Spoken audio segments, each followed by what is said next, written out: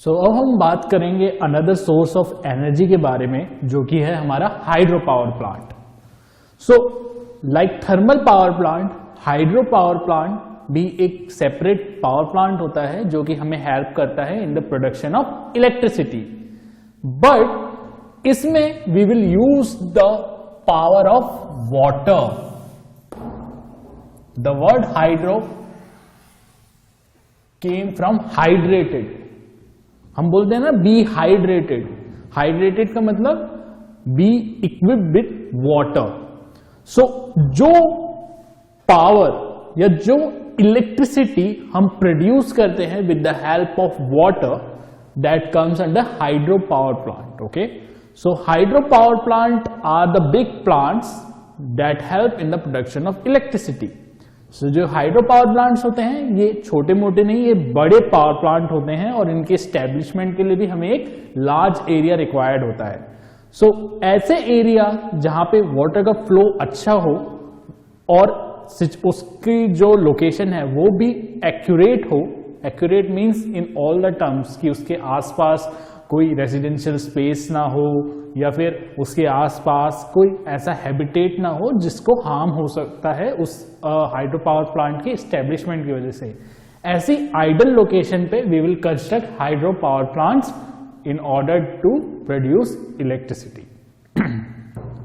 चलो देखते हैं।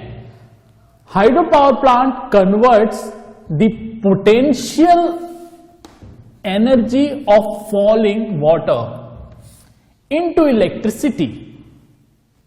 There are few waterfalls which could be used as a source of potential energy.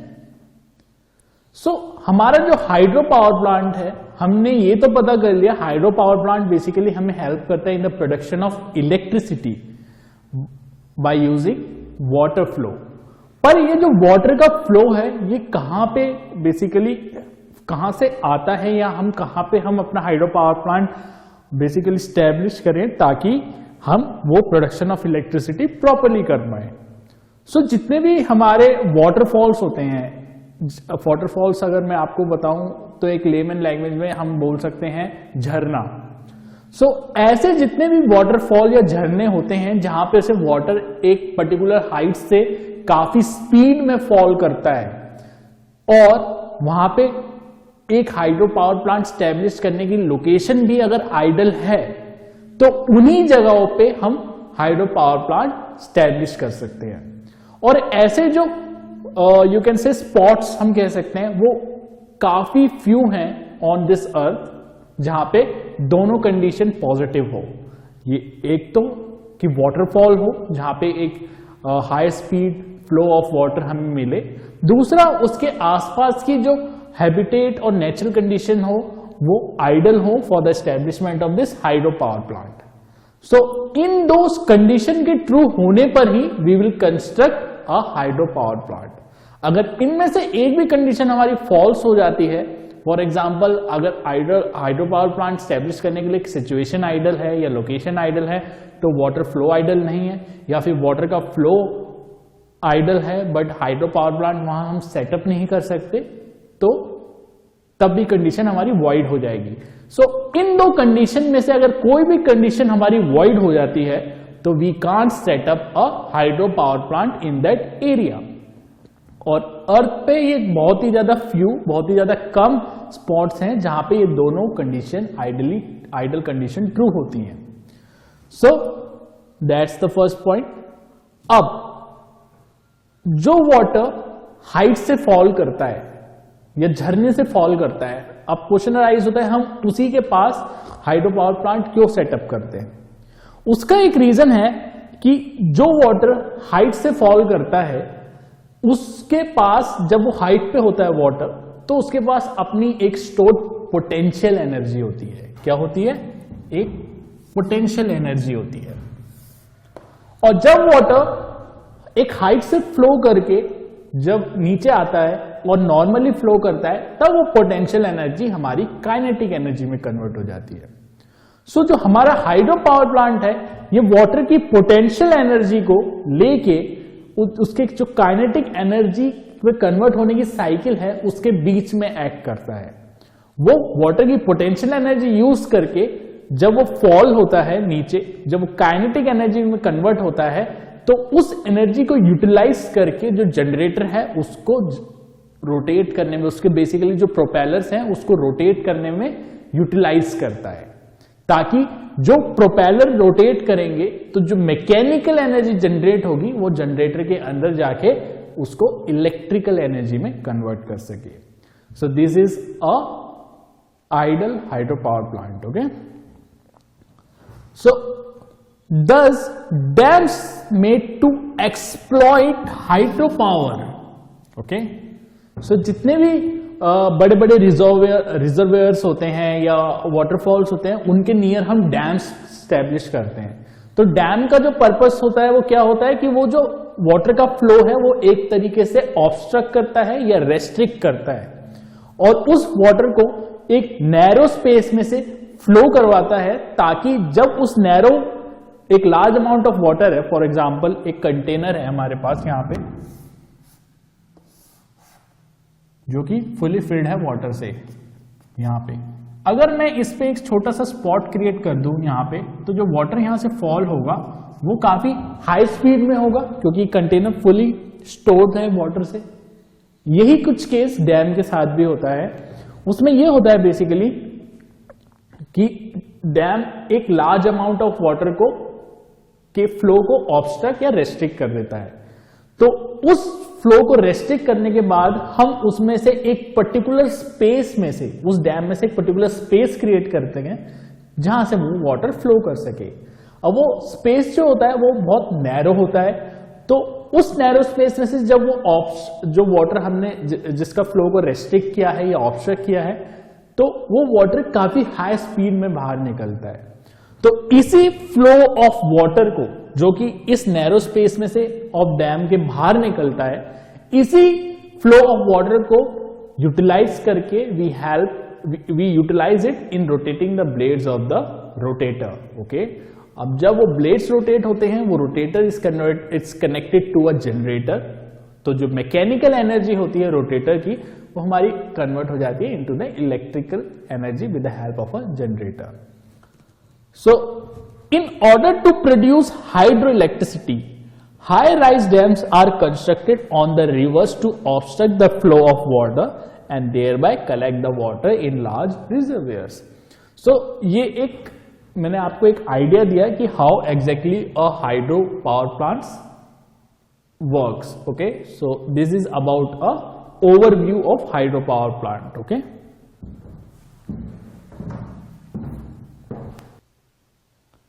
सो अब हम बात करेंगे working of hydro power plant के बारे में। अब हमने ये तो जान लिया बेसिकली एक हाइड्रो पावर प्लांट होता क्या है, अब हम जानेंगे कि उसकी एग्जैक्ट वर्किंग कैसे होती है। So the potential energy possessed by water in dams get converted to the kinetic energy. So जो पोटेंशियल एनर्जी होती है वाटर की, जो कि एक डैम होल्ड करके रखता है अपने आप में, उसको हम कन्वर्ट करते हैं काइनेटिक एनर्जी में। When water flows downwards, the water possessing large amount of kinetic energy when strikes the turbine blades causes the turbine to rotate. So जब हम एक लार्ज अमाउंट ऑफ वाटर जो कि एक डैम ने होल्ड कर रखा है उसको एक सर्टेन हाइट से डाउनवर्ड फॉल करवाते हैं, तो जो पोटेंशियल एनर्जी उस वाटर ने एक्वायर कर रखी है अपने आप में वो कन्वर्ट हो जाती है हमारी काइनेटिक एनर्जी में। और इसी काइनेटिक एनर्जी को जो कि हमें एक फॉलिंग वाटर से मिल रही है उसको हम जाके स्ट्राइक करवाते हैं टरबाइन के ब्लेड से, जिससे कि जो टरबाइन के ब्लेड हैं उस हाई प्रेशर वाटर वेव के कारण स्टार्ट कर देते हैं रोटेट करना। The mechanical energy so developed is supplied to the generator। और जब एक वो high pressure water wave turbine blades को स्ट्राइक करती है तो टरबाइन ब्लेड रोटेट होते हैं, और जो रोटेशन की वजह से मैकेनिकल एनर्जी डेवलप्ड होती है उस केस में उसको हम सप्लाई करते हैं जनरेटर में, और जनरेटर क्या करता है उस मैकेनिकल एनर्जी को लेके इलेक्ट्रिकल एनर्जी में कन्वर्ट करता है। So this is how a hydro power plant works. So यहां पे मैंने एक फ्लो चार्ट भी बनाया है that first of all water के पास क्या थी, पोटेंशियल एनर्जी थी जब वाटर हमारा डैम में था। जब हमने वाटर को डैम से रिलीज कर दिया तो हमें काइनेटिक एनर्जी मिली, और उस काइनेटिक एनर्जी बेसिकली वो काइनेटिक एनर्जी हमारे लिए कैसे एक्ट कर रही है, रोटेशनल एनर्जी की तरह। रोटेशनल एनर्जी की तरह क्यों एक्ट कर रही है, बिकॉज जो टरबाइन के ब्लेड हैं due to the striking of that water wave, जो कि काइनेटिक एनर्जी है वाटर की, उसके कारण रोटेट करना उन्होंने स्टार्ट कर दिया। दैट्स वाई हमने उस काइनेटिक एनर्जी को जो कि हमें मिली वाटर से, उसे हमने कन्वर्ट कर दिया रोटेशनल एनर्जी में। ये थी टरबाइन की साइकिल। और इस रोटेशनल एनर्जी को, जो कि हमारे लिए एक मैकेनिकल एनर्जी है, उसे हमने सप्लाई किया जनरेटर को, जिसने हमारे लिए प्रोड्यूस करी इलेक्ट्रिसिटी, और you can say electrical energy. So this is the whole working of a hydro power plant.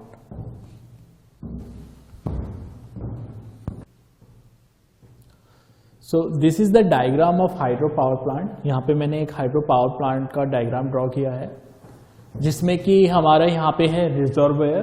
Reservoir हमारा हो गया डैम, इसको हम बोल सकते हैं डैम। सो डैम या रिजर्वेयर का फंक्शन हमारा ये था कि वो एक वाटर को एक सर्टेन हाइट पे होल्ड करके रखे, जो कि यहाँ पे हमने कर रखा है। और हमने यहाँ पे एक नैरो स्पेस क्रिएट किया है, ताकि जिस स्पेस से हमारा जो वाटर है इस रिजर्वेयर से फ्लो कर सके, रिजर्वेयर या डैम से फ्लो कर सके। सो यहाँ पे हमारा एक गेट है जिसको हम बोलते हैं स्लुइस गेट। सो ये स्लुइस गेट है, ये बेसिकली जो वाटर का फ्लो है इसको और ज्यादा ऑब्स्ट्रक्ट करता है। सो यहाँ पे जो वाटर फ्लो करता है इस स्पेस से, it is of very high pressure, it's of very high pressure. So जो वाटर इस रिजर्वेयर में स्टोर है, इसने अटेन कर रखी है एक पोटेंशियल एनर्जी। जब ये वाटर इस नैरो पाइप से पास करता है, जिसको हम बोलते हैं पेनस्टॉक, इस नैरो पाइप को हम बोलते हैं पेनस्टॉक से जब पास करता है, तो ये जो पोटेंशियल एनर्जी इस वाटर ने एक्वायर की होती है, जैसे जैसे ये वाटर डाउनवर्ड मूव करता है और मिक्स होता है जाके रिवर में, तो ये जो पोटेंशियल एनर्जी होती है वाटर की, ये कन्वर्ट हो जाती है काइनेटिक एनर्जी में। ओके, इसी पावर प्लांट में, हाइड्रो पावर प्लांट में हमारा एक जनरेटर भी होता है, जो कि कनेक्टेड होता है टरबाइन ब्लेड से। और जो टरबाइन ब्लेड्स होते हैं वो इस नैरो स्पेस में, जो कि पेनस्टॉक पाइप है जिसमें से वाटर काफी हाई प्रेशर से पास कर रहा है, उसमें कनेक्टेड होता है। तो जब ये वाटर वेरी हाई प्रेशर से इस पेनस्टॉक पाइप से मूव करके रिवर में मूव करता है, तो ये जो ब्लेड्स होते हैं, ये इस टरबाइन के ब्लेड्स को काफी हाई प्रेशर वाला वाटर, जो कि ऑलरेडी इस पाइप में फ्लो कर रहा है, वो इस टरबाइन ब्लेड्स को काफी हाई स्पीड में रोटेट करता है। सो जो काइनेटिक एनर्जी ऑफ वाटर है वो कन्वर्ट हो जाती है रोटेशनल एनर्जी में और मैकेनिकल एनर्जी में। और इस मैकेनिकल एनर्जी या रोटेशनल एनर्जी को यूटिलाइज करता है हमारा जनरेटर, जो कि इसे फर्दर कन्वर्ट कर देता है इलेक्ट्रिसिटी में या इलेक्ट्रिकल एनर्जी में। और ये electrical energy through the power lines supply कर दी जाती है टू द पावर स्टेशंस, ताकि जो पावर स्टेशंस है वो नेसेसरी यूजर को इलेक्ट्रिसिटी सप्लाई कर सके। So this is the whole working of hydropower plant with the help of a diagram over here.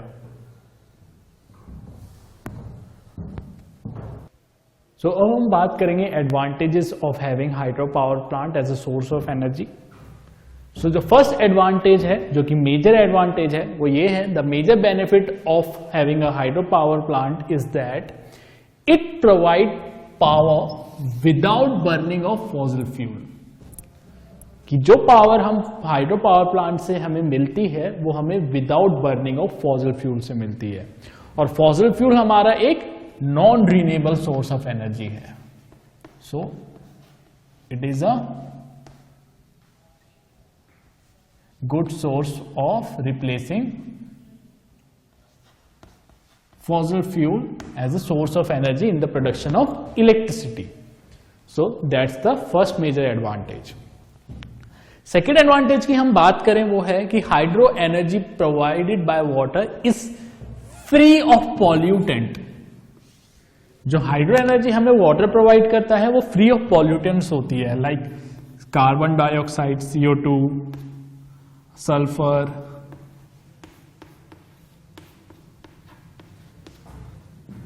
Etcetera. So जितनी भी टॉक्सिक गैसेस रिलीज होती हैं in the burning of fossil fuel, जो कि first point पे हमने बोला कि इसमें हमें फॉसिल फ्यूल बर्न करना नहीं पड़ता, तो जितनी भी टॉक्सिक केमिकल्स या टॉक्सिक गैसेस रिलीज होती हैं, कार्बन डाइऑक्साइड, सल्फर, एसेट्रा, वो इसमें बिल्कुल भी नहीं होती है. So it is a pollutant free source of energy. Okay, that's the second advantage. Third advantage है the energy provided by water is essentially free. जो एनर्जी हमें वाटर ने प्रोवाइड करी वो एक एसेंशियली फ्री थी. एसेंशियली फ्री का मतलब in this we not need to buy the fossil fuel. इसमें हमें फॉसिल फ्यूल खरीदने की जरूरत नहीं पड़ती. सो जो वाटर ने हमें एनर्जी प्रोवाइड करी वो एसेंशियली फ्री थी, बिकॉज उसमें हमें इनिशियली फॉसिल फ्यूल खरीदने की जरूरत नहीं पड़ी. और last but not the least, last point है the construction of dams on river helps in the prevention of flood. So जितने भी डैम्स हम बनाते हैं रिवर्स पे, वो हमें basically during the time of heavy rain जो high amount of water accumulate हो जाता है, उससे जो इतने भी हमारे हैबिटेट्स हैं उनको सेफगार्ड करता है from getting affected by floods. So it helps in the prevention of floods too. So these are the advantages of having hydropower plant. Okay.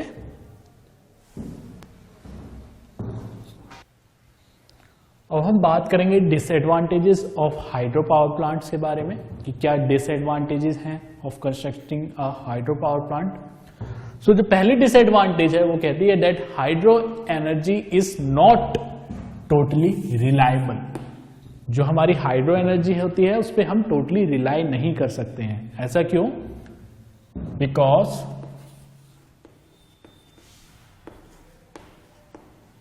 Because the level of water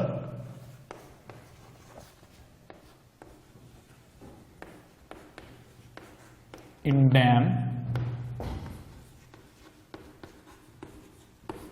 keeps on changing. जो level है water का इन dams वो change होता रहता है time to time. सो कभी वो appropriate level पे होता है जिस लेवल पे अगर वाटर हो तो हम हाइड्रो इलेक्ट्रिसिटी एक्सट्रैक्ट कर सकें, और कभी वो बहुत लो लेवल पे होता है कि जिस लेवल पे हम हाइड्रो इलेक्ट्रिसिटी का प्रोडक्शन बिल्कुल भी नहीं कर सकते. So that's the first disadvantage of having hydro power plant. Second disadvantage is exploiting hydro energy requires huge investment. एक हाइड्रो पावर प्लांट को सेटअप करने में और हाइड्रो एनर्जी को एक्सट्रैक्ट करने में it require very large amount of investment, very huge investment. Okay, so पहले हमें बहुत बड़ी इन्वेस्टमेंट करनी पड़ती है तब जाके हम एनर्जी को एक्सट्रैक्ट कर पाते हैं. So that's a second disadvantages of hydro power plant. The third is ideal locations are required for the construction of dam and these locations are limited.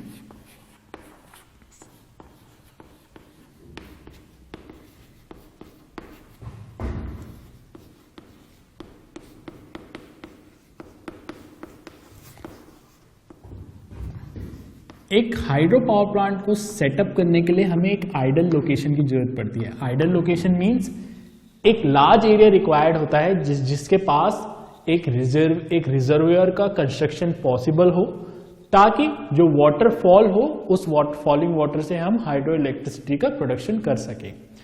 But उसके लिए पहली कंडीशन तो ये है हमारे पास वाटर का प्रॉपर सोर्स होना चाहिए, and the second important condition is we need a large area. So ऐसी जगह पूरे अर्थ पे बहुत कम ही हैं जो इस दो कंडीशन को सेटिस्फाई करें। So the ideal locations are required for the construction of dam, but these locations are limited on earth. So that's the third disadvantage of having hydropower plant. The fourth disadvantage is due to construction of dam, large agriculture area and habitat gets exploited.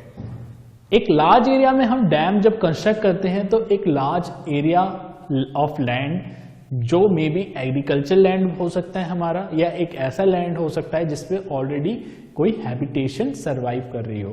तो जितने भी habitation या agriculture land होता है जिसपे अगर हम जिसके आसपास हम डैम का कंस्ट्रक्शन स्टार्ट करते हैं, तो डैम के कंस्ट्रक्शन के साथ वो भी धीरे धीरे एक्सप्लॉइट होने के साथ वैनिश हो जाता है। So that's the fourth disadvantage for the construction of hydro power plant. Okay, so these are the disadvantages of hydropower plant.